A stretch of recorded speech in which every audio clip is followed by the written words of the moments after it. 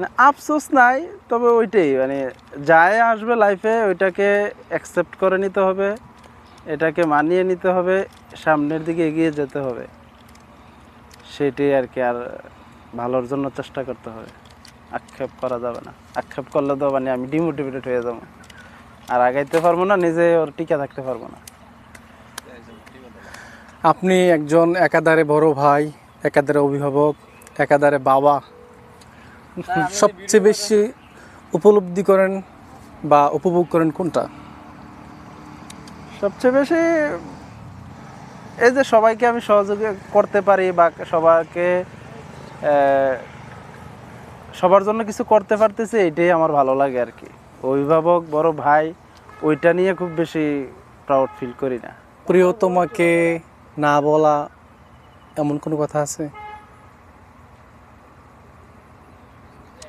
না বলা বলি তো, যে ভালোবাসি এটা তো বলি, ভালো লাগে ভালোবাসি এটা তো বলি, না বলার কিছু নাই। আমাদের কারো মোবাইল নম্বর তাদের কাছে নেই, আমরা হারাই যাই। আচ্ছা, বউর সাথে ঝগড়া হয়, ভাবির সাথে?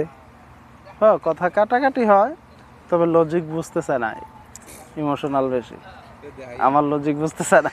ভাবি কি ঝগড়া করলে চিল্লাফাল্লা বেশি করে নাকি কান্নাকাটি করে নাকি? কান্নাকাটি বেশি করে, কান্নাকাটি বেশি করে। কান্নাকাটি বেশি করে। ভাবিকে না বলা এমন একটা কথা যেটা কখনো বলা হয় নাই মুখ ফুটে। হ্যাঁ, ভালোবাসি এটা তো অত তো বলা হয় না, তবে বোঝানো হয়েছে।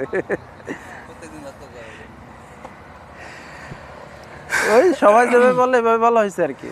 মাকে নিয়ে একটা উক্তি। মা মা আমার জীবনের অনেক বেশি স্পেশাল, মাকেও খুব ভালোবাসি। মানে মা যেভাবে আমাদেরকে যতটুকু ভালোবাসা দিছে, যেভাবে স্নেহ দিছে, ওই ভালোবাসাটা দিতে চাই আর কি।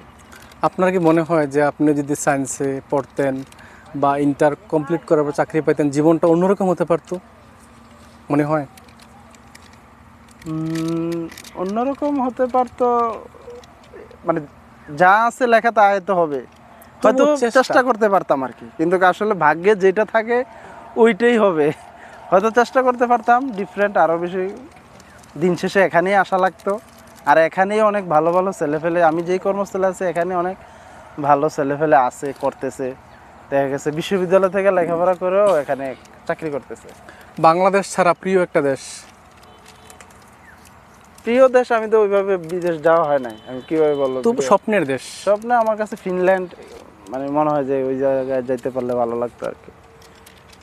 ধরেন আগামী 1 বছর পরে ফিনল্যান্ডে যাওয়ার কথা হলো, আপনি যে কোনো একজনকে নিয়ে যেতে পারবেন, আপনি সহ টোটাল 2 জন, কাকে নিয়ে যাবেন? এখন সহকর্মী নিতে হবে। সহকর্মী? আপনার স্ত্রী কি সহধর্মী না সহকর্মী? ভাবে কি জানে?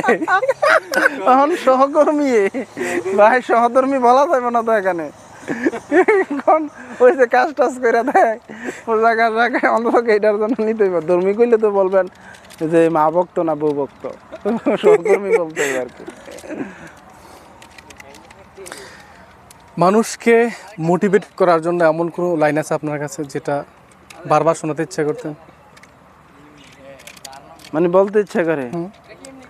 আমার কাছে মোটিভেশন তো ওইভাবে বলা যায় কত কথা, কিন্তু সবচেয়ে বড় কথা হচ্ছে বিশ্বাস রাখতে হবে আল্লাহর প্রতি। মানে যতটা মানে টোটালি আল্লাহর প্রতি বিশ্বাস করতে হবে, যে রিজিকের বাইরে একটা দানাও আপনার নাই, রিজিকের বাইরে কোনো কিছু হবে না।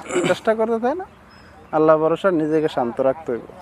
হুমায়ুন আহমেদের বিখ্যাত একটা লাইন, এই যে প্রকৃতি শূন্যতা পছন্দ করে না, এটা আমার কাছে অনেক বেশি ভালো লাগে আর কি।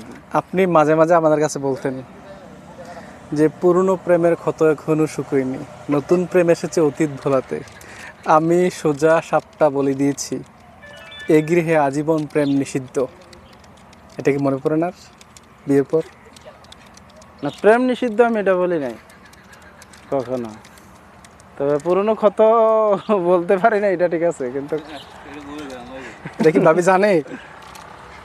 না না না, এটা জানে না, তবে একটু সন্দেহ করে। প্রিয় শিক্ষক,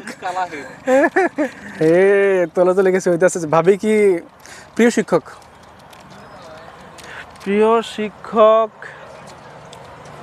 শিক্ষক অনেকে আছে, তবে একটা মানুষের লাইফে তো অনেক টিচারের পড়ে, প্রভাব পড়ে। তার মধ্যে এখন মনে পড়তেছে শাহ আলম স্যার, ইংলিশ পড়াইতে তো উনি বিভিন্ন সময় বিভিন্ন রকম কথা বলতো বা এই আর কি। আপনার যদি এই মুহূর্তে 5,000 টাকা প্রয়োজন হয়,